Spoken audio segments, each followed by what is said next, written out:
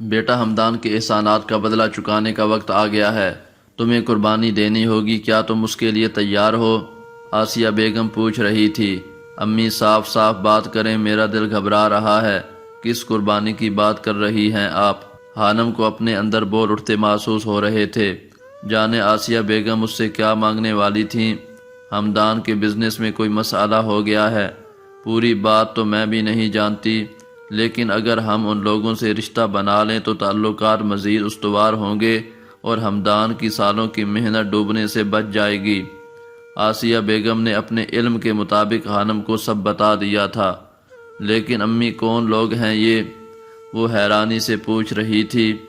یہ تو میں بھی نہیں جانتی، لیکن لڑکا اچھا ہے۔ ماہی نے تو انکار کر دیا ہے، وہ کسی صورت بھی ہاں نہیں کرے گی۔ اب ہماری امید تم ہو۔ آسیہ بیگم کی باتوں نے خانم کے سر میں درد کر دیا تھا۔ شام تک اچھے سے سوچ لو پھر بتانا، لیکن مجھے امید ہے کہ تمہارا جواب ہاں میں ہوگا۔ وہ اپنی سنا کر فون بند کر چکی تھیں، جبکہ وہ حیران سی بیٹھی رہ گئی تھی۔ قربانی بہت بڑی مانگی تھی اس کی ماں نے، نہ قربانی دینے کی ہمت تھی اور نہ انکار کرنے کا حوصلہ۔ وہ اٹھ کر اپنے کمرے کی طرف بڑھ گئی تھی۔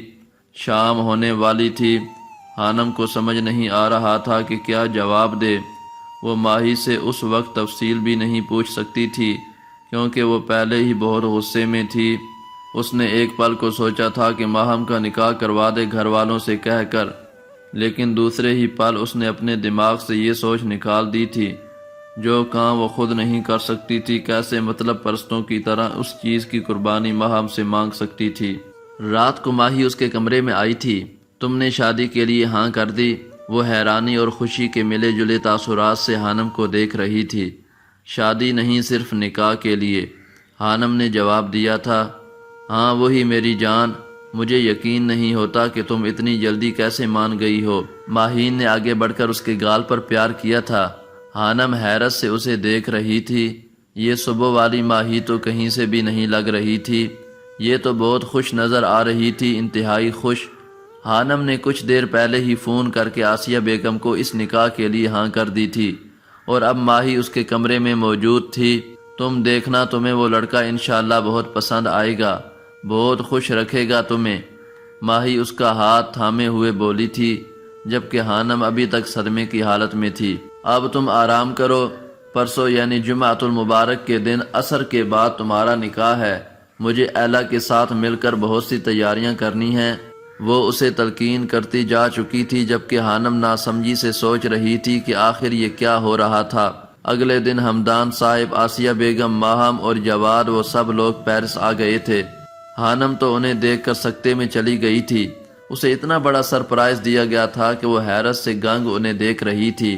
جب ہوش آیا تو سب سے لپٹ لپٹ کر روئی تھی۔ جواد اب لڑک پن کی عمر سے نکل کر جوانی کی دہلیز پر قدم رکھ چکا تھا۔ وہ خواب کی حالت میں سب کو دیکھ رہی تھی۔ اسے یقین نہیں آ رہا تھا وہ اتنے سالوں بعد اپنے گھر والوں سے مل رہی تھی۔ ان لوگوں کے آتے ہی گھر میں رونق بڑھ گئی تھی۔ ماہم ماہی اور ایلا کے ساتھ مل کر بازار خانم کے نکاح کا جوڑا لینے گئی تھی۔ خانم نے خود جانے سے انکار کر دیا تھا، وہ آسیہ بیگم کے ساتھ اپنا وقت بتانا چاہتی تھی۔ سب بہت خوش نظر آ رہے تھے۔ خانم کو کہیں سے بھی یہ نکاح قربانی کے لیے ناخوشی کے انداز میں کیا گیا نہیں لگ رہا تھا۔ یہ نکاح اس کے لیے بہت مبارک ثابت ہوا تھا، کیونکہ اس نکاح میں وہ اپنوں سے مل پائی تھی۔ وہ سرخ و سفید رنگ کے جوڑے دار پاجامے اور قمیض میں نک سک سی تیار ہوئی بہت پیاری لگ رہی تھی۔ گھر کو بھی روشنیوں سے سجایا گیا تھا، ہر کوئی تیار تھا، صرف دولہے صاحب کا انتظار کیا جا رہا تھا۔ خانم کو یقین نہیں ہو رہا تھا کہ واقعی یہ اسی کے نکاح کی تقریب تھی۔ سب بہت خوش لگ رہے تھے۔ بہت پیاری لگ رہی ہو ہانو آپی۔ جواد اس کے پاس آ کر بیٹھا تو خانم کو مضبوط پناہوں کا احساس ہوا تھا۔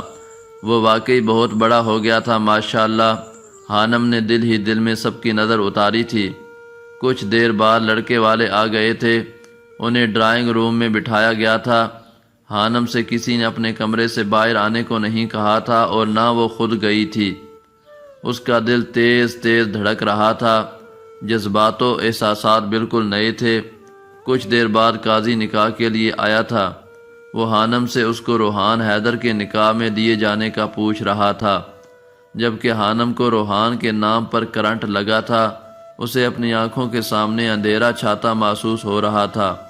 وہ اس شخص کے کسی ہم نام سے بھی نہیں ملتی، کہاں اس کے ہم نام سے شادی۔ ہانی بیٹا بولو، آسیہ بیگم نے اسے خاموش دیکھ کر کہا تھا۔ جی، وہ اس بات میں سر ہلا گئی تھی۔ 5 منٹ بعد قاضی جا چکا تھا، جبکہ حانم اپنے دل کو سمجھانے کی کوشش کر رہی تھی۔ نکاح ہو چکا تھا۔ ماہی نے اسے باہر آنے کا کہا تھا تاکہ اس کو روحان حیدر کے ساتھ بٹھایا جا سکے۔ نہیں، میری طبیعت ٹھیک نہیں ہے، حانم نے صاف انکار کر دیا تھا۔ ماہی اسے غور سے دیکھ رہی تھی۔ خوبصورت چہرے پر سوچ کی لکیریں واضح تھیں۔ ٹھیک ہے، تم آرام کرو، وہ کہہ کر کمرے سے باہر نکل گئی تھی۔ حانم کو کسی انسان کی بھی سمجھ نہیں آ رہی تھی۔ وہ الجھی پڑی تھی۔ اسے پہلے ماہی کا فون پر اس طرح حمدان انکل سے بات کرنا اور پھر حانم کی ہاں کرنے پر اتنا خوش ہونا، اسے سمجھ نہیں آ رہا تھا کیا حقیقت تھی اور کیا دھوکہ تھا۔ ڈرائنگ روم میں کافی چہل پہل تھی۔ روحان حیدر خاموش لیکن پرسکون سا بیٹھا تھا۔ جواد اس کے ساتھ چپکا بیٹھا تھا، جبکہ حمدان صاحب روحان کے بڑے بھائی کے ساتھ بیٹھے باتوں میں مصروف تھے۔ کھانا خوشگوار ماحول میں کھایا گیا تھا۔ حانم کو بھی کھانا دے آؤ، حلیمہ بی کی آواز پر ماہی فٹ سے اٹھی تھی اور کھانے کی ڈش لے کر اس کے کمرے کی طرف بڑھ گئی تھی۔ تم بہت خوش نصیب ہو ہانی کہ تمہیں روحان حیدر جیسا لڑکا ملا ہے۔ سچی مجھے لگتا تھا کہ دنیا میں حشام جبیل سے زیادہ خوبصورت مرد کوئی نہیں، لیکن روحان کو دیکھا تو مجھے اپنا بیان بدلنا پڑا۔ وہ مسکرا دی تھی، جبکہ حانم حیرت سے اسے دیکھ رہی تھی۔ وہ جان گئی تھی کہ ماہی حشام کو بہت پسند کرتی تھی، شاید اسی وجہ سے اس نے روحان سے شادی کرنے سے انکار کر دیا تھا۔ حانم نے جو ہلکا پھلکا زیور پہنا تھا وہ اتار دیا تھا، اب بس چوڑیاں پہنی تھی اور نکاح کا جوڑا۔ وہ تھکی ہوئی نظر آ رہی تھی۔ اس نے مشکل سے تھوڑا سا کھانا کھایا تھا۔ جنوری کا مہینہ تھا، آج 18 جنوری تھی۔ یہ کیسا دن تھا اور اس دن کیا ہوا تھا حانم کو یاد بھی نہیں تھا۔ میں سو جاؤں؟ اس نے ماہی کو لگاتار بولتے دیکھا تو پوچھا۔ ہاں ٹھیک ہے۔ ماہی کو ایک دم بریک لگی تھی۔ کمرے میں ہیٹر کی گرمائش حانم کو سکون پہنچا رہی تھی۔ ماہی چلی گئی تھی اور وہ اپنے دکھتے سر کے ساتھ سونے کے لیے لیٹ گئی تھی۔ نکاح سے پہلے وہ اتنی پریشان نہیں تھی جتنی نکاح کے بعد ہو گئی تھی۔ سب کچھ اچانک ایک دم اتنی جلدی بدل جاتا ہے کہ انسان سوچ بھی نہیں سکتا۔ صبح وہ اٹھی تو حانم تھی اور اب اسے روحان حیدر کا بنایا جا چکا تھا۔ حانم کو سمجھ نہیں آ رہی تھی کہ اس کے ساتھ کیا ہوا تھا۔ آریہ مر چکا تھا، یہ وہ جانتی تھی، اور اس کا نام روحان جبیل تھا، لیکن اس کا ہم نام۔ اسے شدید کوفت ہو رہی تھی۔ نکاح سے پہلے اور نکاح کے بعد اسے سب نے کہا تھا کہ اگر وہ روحان سے ملنا چاہے تو مل لے، لیکن وہ ابھی ذہنی طور پر خود کو تیار نہیں کر پائی تھی کہ وہ اس شخص سے ملے جو اس کی زندگی کا اہم حصہ بن گیا تھا۔ شاید آج بھی ماضی کا خوف اس کے دل میں کنڈلی مارے بیٹھا تھا۔ کتنی ہی دیر وہ جاگتی رہی تھی۔ وہ پوچھنا چاہتی تھی کہ یہ روحان حیدر کون تھا، لیکن اس کی ہمت ہی نہیں ہوئی۔ شاید اس سوال کے جواب میں اس سے بہت سوال کیے جاتے، اور وہ ایسا کبھی چاہتی تھی۔ نکاح سے پہلے اس نے کوئی سوال نہیں کیا تھا تو نکاح کے بعد کیوں؟ سوچتے سوچتے وہ نیند کی وادی میں اتر گئی تھی۔ رات کو اچانک زوردار آواز پر اس کی آنکھ کھلی تھی۔ کمرے میں اندھیرا تھا۔ حانم نے کھڑکی کے پاس کسی مرد کا ہیولا دیکھا تھا۔ وہ ایک جھٹکے سے اٹھ بیٹھی تھی۔ ہاتھ بڑھا کر بیڈ کے ساتھ میز پر رکھا لیمپ آن کیا اور دوبارہ کھڑکی کی جانب دیکھا، لیکن کھڑکی کے پاس کوئی بھی نہیں تھا۔ ایک بھاری سٹیل کا گلدان جو کہ کھڑکی کے ساتھ میز پر رکھا تھا وہ نیچے گرا ہوا تھا۔ اس کے گرنے سے حانم کی آنکھ کھلی تھی۔ کمرے میں ایک عجیب سی خوشبو پھیلی تھی۔ اسے محسوس ہو رہا تھا جیسے کوئی انسان اس کے کمرے میں کافی دیر موجود رہا تھا۔ ڈر سے حانم کا حلق خشک ہو گیا تھا۔ اسے اپنے دل دھڑکنے کی آواز صاف سنائی دے رہی تھی۔ اسے اچھی طرح یاد تھا جب وہ سوئی تو کھڑکی بند تھی۔ اتنی ٹھنڈ میں وہ اسے کھولنے کا سوچ بھی نہیں سکتی تھی، لیکن اب وہ کھلی ہوئی تھی۔ یقیناً وہ کسی نے کھولی تھی۔ اور نیچے بڑا گلدان، وہ اپنے آپ کیسے گر گیا؟ حانم کو خوف محسوس ہو رہا تھا۔ وہ دھیرے دھیرے بیڈ سے نیچے اتری تھی اور پھر ڈرتے ڈرتے کھڑکی بند کی تھی۔ اسے بھاری کپڑے پہن کر سونے کی عادت نہیں تھی، اور وہ 2 دنوں سے ہونے والے واقعات میں اتنی الجھی ہوئی تھی کہ ایسے ہی سو گئی تھی۔ الماری سے ایک سادہ سا سوٹ نکالنے کے بعد وہ ڈریسنگ روم کی طرف بڑھ گئی تھی۔ ابھی جو کچھ بھی کمرے میں ہوا، خانم کو وہ اپنا وہم لگ رہا تھا۔ وہ لوگ 1 ہفتے بعد واپس چلے گئے تھے۔ خانم کے لیے یہ اس کی زندگی کے جیسے سب سے خوبصورت دن تھے۔ اس 1 ہفتے میں اسے نہ تو آرجے یاد آیا تھا اور نہ روحان حیدر۔ سب واپس چلے گئے تھے اور اب اسے رونا آ رہا تھا۔ گھر کی رونق ایک دم ختم ہو گئی تھی۔ خانم کو سمجھ نہیں آ رہا تھا کہ وہ کیا کرے۔ ہانی تمہاری روحان سے مطلب روحان بھائی سے بات ہوئی؟ خانم لاؤنج میں بیٹھی غائب دماغی سے ٹی وی دیکھ رہی تھی جب اسے ایلا نے چھیڑا۔ نہیں تو؟ خانم گڑبڑا گئی تھی۔ کمال ہے، نکاح ہو گیا ہے، اب تو تم دونوں کو بات کرنی چاہیے ایک دوسرے سے، تاکہ اچھے سے ایک دوسرے کو سمجھ سکو۔ روحان کہہ رہا تھا کہ جب تک خانم اس سے خود بات نہیں کرے گی وہ بھی نہیں کرے گا، کیونکہ وہ زبردستی سر پر سوار ہونے والوں میں سے نہیں۔ ماہی نے ایلا کی بات کا جواب دیا تھا جبکہ خانم خاموشی سے ان کی باتیں سن رہی تھی۔ آیا بڑا شہنشاہ، خانم نے تو کبھی خود کو میسج نہیں کیا۔ خانم دل ہی دل میں بڑبڑائی تھی، جبکہ وہ دونوں ابھی تک روحان کے گن گانے میں مگن تھیں۔ خانم یہ روحان نامہ سن سن کر تھک گئی تھی اور اسے چڑ ہونے لگی تھی اس شخص سے۔ وہ ایک جھٹکے سے اٹھی اور اپنے کمرے کی طرف بڑھ گئی تھی، جبکہ پیچھے ماہی اور ایلا کا کہا ابھرا تھا۔ عشاء کی نماز پڑھنے کے بعد وہ سونے کی تیاری کر رہی تھی جب ماہی نے اس کے فون پر ایک ویڈیو سینڈ کی تھی۔ وہ ویڈیو ڈاؤن لوڈ کرنے کے بعد بے مقصد ہی اسے دیکھنے لگی تھی۔ ویڈیو میں ایک بہت بڑا ہال دکھایا گیا تھا، شاید وہ کوئی سیمینار ہال تھا۔ ہال کے اندر بہت سے اسٹوڈنٹس نظر آ رہے تھے۔ دائیں بائیں لمبی قطاریں تھیں جن پر اسٹوڈنٹس اوپر کی جانب بنی کرسیوں پر بیٹھے تھے۔ قطاروں میں کافی فاصلہ تھا۔ درمیان میں ایک اونچی لکڑی کی کرسی پر ایک ادھیڑ عمر آدمی موٹا سا چشمہ لگائے بیٹھا تھا۔ خانم کے چہرے پر الجھن ابھری تھی، اسے سمجھ نہیں آ رہی تھی کہ یہ کس چیز کی ویڈیو ہے۔ اچانک بائیں جانے والے اسٹوڈنٹس کی قطار میں ایک لڑکا کھڑا ہوا تھا۔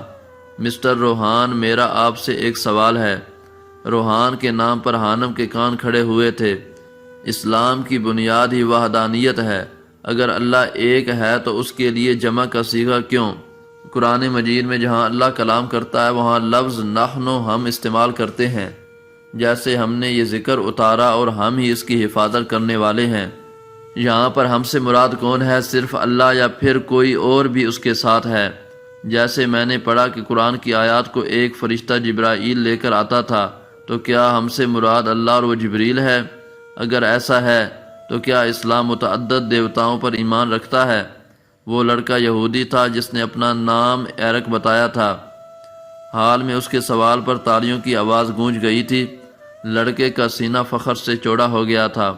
اس نے اسلام کی بنیاد پر ہی سوال اٹھایا تھا۔ اب کیمرے کا رخ گھوما تھا۔ دائیں طرف سے ایک اسٹوڈنٹ کھڑا ہوا تھا، یقیناً وہ روحان تھا، لیکن یہ کیا اس کا چہرہ دھندلا تھا، صاف نظر نہیں آ رہا تھا۔ خانم کو بہت الجھن ہوئی تھی، وہ اسے جواب دیتے دیکھنا چاہتی تھی۔ آپ نے بہت اچھا سوال کیا ہے، لیکن انشاءاللہ میں جواب دوں گا۔ اس کی آواز بہت ٹھہری ہوئی اور پرسوز تھی۔ اسلام سختی کے ساتھ توحید کا مذہب ہے، یہ توحید پر ایمان رکھتا ہے اور اس بارے میں کوئی مصالحت گوارا نہیں کرتا۔ اسلامی عقیدے کے مطابق اللہ ایک ہے اور اپنی صفات میں بے مثل ہے۔ قرآن مجید میں اللہ تعالیٰ اکثر اپنے بارے میں لفظ نحن ہم استعمال کرتا ہے، لیکن اس کا مطلب یہ نہیں ہے کہ مسلمان ایک سے زیادہ معبودوں پر ایمان رکھتے ہیں۔ وہ اتنا کہنے کے بعد خاموش ہوا تھا۔ شاید آپ لوگوں کو پتہ ہو کہ متعدد زبانوں میں جمع کے صیغے کی 2 قسمیں ہیں۔ ایک عددی جمع کا صیغہ ہے جو یہ ظاہر کرتا ہے کہ زیر بحث چیز تعداد میں 1 سے زیادہ ہے۔ جمع کا دوسرا صیغہ احترام کے لیے بولا جاتا ہے، جیسا کہ انگریزی زبان میں ملکہ انگلستان اپنا ذکر آئی کی جگہ وی کے لفظ سے کرتی ہے۔ یہ انداز تخاطب رائل پلورل یعنی شاہی صیغہ جمع کے الفاظ سے معروف ہے۔ بھارت کے سابق وزیر اعظم راجیو گاندھی ہندی میں کہا کرتے تھے، ہم دیکھنا چاہتے ہیں، گویا ہندی اور اردو میں ہم رائل پلورل ہے۔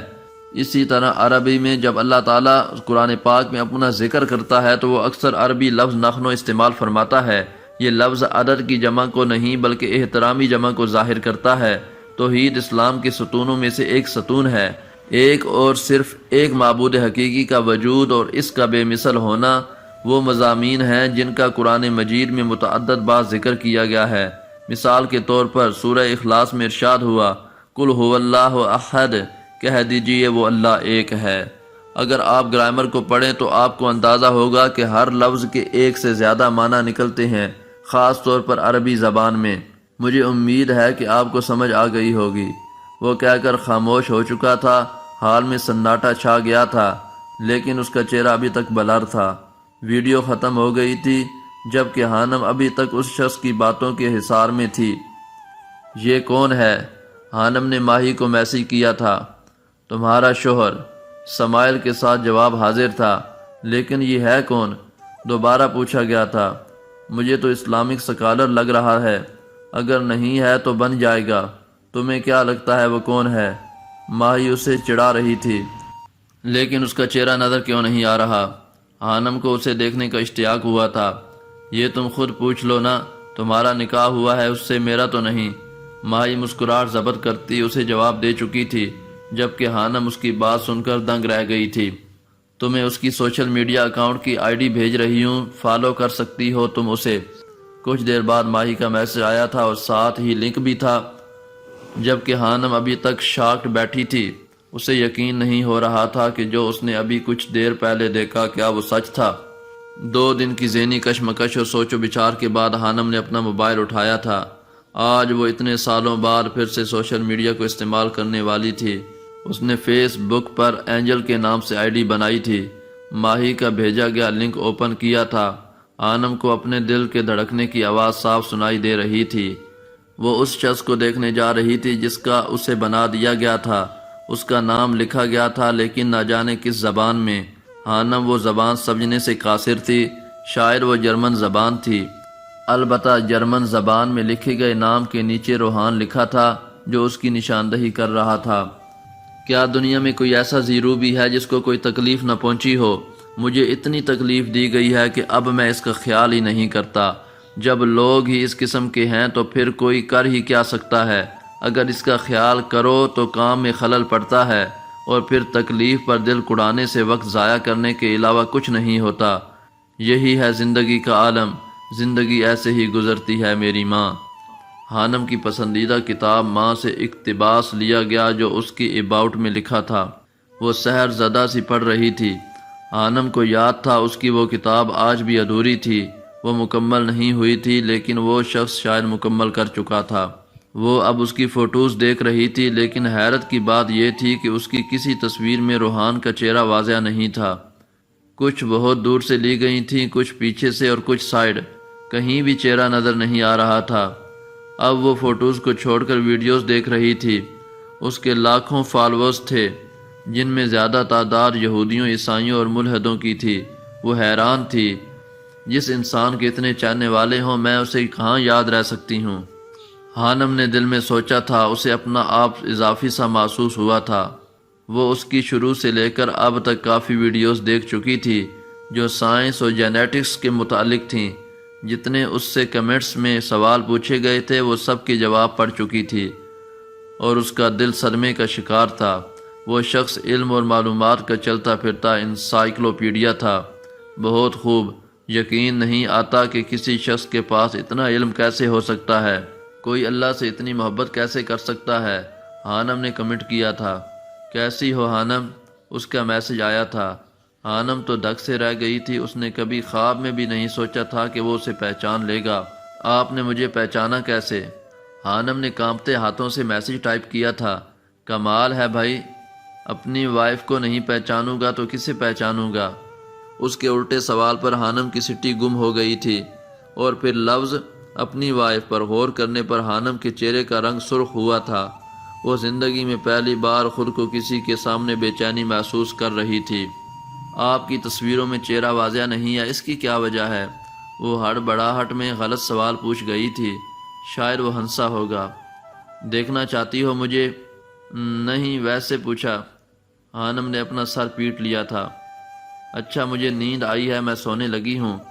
روحان کے کچھ کہنے سے پہلے خانم نے میسیج کیا تھا۔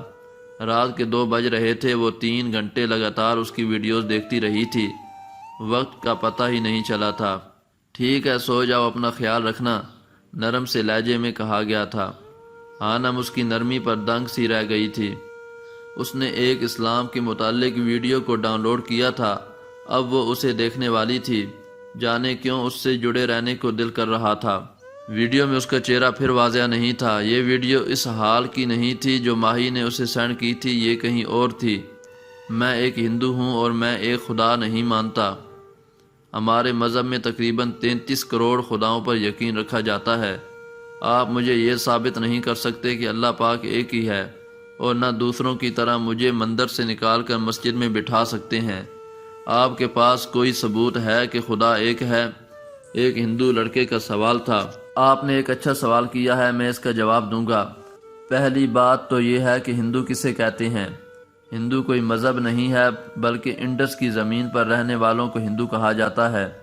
جب عربی لوگ اس خطے میں آئے تو انہوں نے جغرافیائی لحاظ سے یہاں کے رہنے والوں کو ہندو پکارا۔ روحان نے بولنا شروع کیا تھا۔ پنڈت جواہر لال نہرو نے اپنی کتاب ڈسکوری آف انڈیا میں لکھا ہے کہ ہندو لفظ کسی مذہبی کتاب میں استعمال نہیں ہوا۔ اب جو لوگ انڈیا کی سرزمین پر رہتے ہیں انہیں ہندو کہا جاتا ہے، لیکن وقت گزرنے کے ساتھ یہ لفظ ایک مذہب کے نام سے جڑ گیا، اس لیے بتوں کی عبادت کرنے والوں کو ہندو کہا جانے لگا۔ دوسری بات یہ ہے کہ آپ نہیں مانتے کہ خدا ایک ہے، بلکہ آپ 33 کروڑ خداؤں پر یقین رکھتے ہیں، ایسا ہی ہے نا؟ جی ایسا ہی ہے، لڑکے نے جواب دیا تھا۔ آپ سے کس نے کہا کہ خداؤں کی تعداد 33 کروڑ ہے؟ روحان نے سوال پوچھا تھا۔ سبھی کہتے ہیں، میں نے پڑھا اور اپنے باپ سے سنا۔ تو آپ نے اپنے باپ سے سنا کہ خداؤں یعنی بھگوانوں کی تعداد 33 کروڑ ہے۔ میں کہہ رہا ہوں کہ خدا ایک ہے، آپ میری بات پر یقین کیوں نہیں کرتے؟ کیا میں آپ کا دشمن ہوں؟ وہ مسکرا رہا تھا۔ نہیں، ایسی بات نہیں، لڑکا کھسیا گیا تھا۔ آپ جانتے ہیں کہ آپ کے مذہب میں بہت سی کتابیں ہیں، جیسے شروتی، مہابھارت اور رامائن۔ کیا آپ نے شروتی کو پڑھا، جو کہ ہندوؤں کے لحاظ سے سب سے اونچی کتاب ہے، جس کا عہدہ سب سے بڑا ہے؟ کیا آپ نے اسے غور سے پڑھا؟ لڑکا خاموش تھا۔ اگر آپ سب سے اونچی کتاب شروتی کو پڑھیں، جس کے باب نمبر 1 سیکشن نمبر 2 کی پہلی آیت یعنی ورس میں لکھا ہے کہ خدا ایک ہے بنا کسی دوسرے کے، یہ میں نہیں کہہ رہا، یہ آپ کی کتاب میں لکھا ہے۔ اسی طرح شیو تشورتا اپنشد کے باب نمبر 6 کی 9ویں ورس میں لکھا ہے کہ اس خدا سے بڑا کوئی نہیں، اس کے کوئی والدین نہیں۔ اسی طرح اسی کتاب کے باب نمبر 4 کی 19ویں ورس میں لکھا ہے کہ اس خدا کی کوئی تصویر، کوئی پریتما نہیں۔ اسی طرح یاجوروردہ کے باب 35 اور ورس نمبر 3 میں بھی یہی لکھا ہے کہ اس خدا کی کوئی تصویر نہیں، کوئی پینٹنگ نہیں۔ لڑکے کو گویا سانپ سونگھ گیا تھا۔ وہ حیرت سے اس شخص کو دیکھ رہا تھا جو اس کے مذہب کی کتابوں کے حوالے دے رہا تھا۔ اسی طرح یاجوروردہ کے باب 40 میں لکھا ہے کہ وہ لوگ اندھیرا کال میں جا رہے ہیں جو لوگ ثبوتی کی عبادت کرتے ہیں۔ یہاں ثبوتی سے مراد غیر فطری چیزیں جیسے آگ، پانی اور ہوا وغیرہ۔ تو میرے بھائی، میں آپ کو مندر سے مسجد کی طرف لے کر نہیں گیا، بلکہ آپ کی کتابوں کی طرف لے کر گیا ہوں اور ان سے ثابت کیا کہ خدا ایک ہے۔ آپ نے کہا کہ آپ نے اپنے باپ سے اور باقی لوگوں سے سنا کہ خدا 33 کروڑ ہیں۔ اگر آپ سے کوئی کہے کہ 2 جمع 2 5 ہوتے ہیں تو آپ مان لیں گے؟ نہیں، لڑکے نے جواب دیا تھا۔ کیوں نہیں مانیں گے؟ کیونکہ آپ جانتے ہیں کہ 2 جمع 2 5 نہیں بلکہ 4 ہوتے ہیں۔ اسی طرح آپ کو خدا کا علم نہیں، لوگوں نے جیسا کہا آپ نے مان لیا۔ جب آپ کے باپ نے کہا کہ خدا 33 کروڑ ہیں تو کیا آپ نے حوالہ مانگا تھا کہ ایسا کہاں لکھا ہے؟ خاموشی۔ یقیناً نہیں، تو میں نے جتنے بھی حوالے اوپر بیان کیے ہیں آپ انہیں لکھ لیں اور جا کر پڑھیں، یقیناً ایسا ہی لکھا ہوا ہے۔ خدا ایک ہی ہے اور وہ اللہ ہے۔ روحان کا لہجہ آخری بات کہتے وقت محبت سے چور ہو چکا تھا۔ ویڈیو ختم ہو چکی تھی۔ خانم کا سکتہ ٹوٹا تھا۔ اس نے کانپتے ہاتھوں سے موبائل کو بیڈ پر پھینک دیا تھا۔ اس کا دل کیا تھا کہ وہ چیخے، چلا، زور زور سے روئے، دھاڑے مارے۔ اسے کس انسان سے نواز دیا گیا تھا یہ وہ بھی نہیں جانتی تھی۔ آنسو اس کی آنکھوں سے جاری تھے۔ عرصے بعد آج اس نے تہجد کی نماز ادا کی تھی۔ اس نے شکرانے کے نوافل ادا کیے تھے۔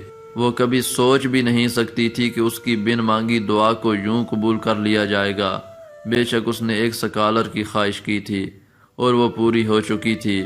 اتنے سالوں میں اس کا خدا سے جو فاصلہ بڑھ گیا تھا وہ یک لخت سمٹا تھا۔ حانم کی ہچکیاں بند گئی تھیں۔ کیسے وہ اپنے اللہ کو بھول گئی تھی، کیسے وہ اس سے دور ہو گئی تھی۔ یہ شخص کسی مسیحا کی طرح آیا تھا جس نے حانم کا ہار پکڑ کر اللہ سے ملا دیا تھا اور کہہ دیجئے کہ اللہ ایک ہے۔ وہ بار بار ایک ہی آیت پڑھ رہی تھی۔ اس کا دل رو رہا تھا اور نیک لوگ تو قسمت والوں کو ملتے ہیں۔ اسے آج محسوس ہوا تھا وہ کتنی قسمت والی تھی۔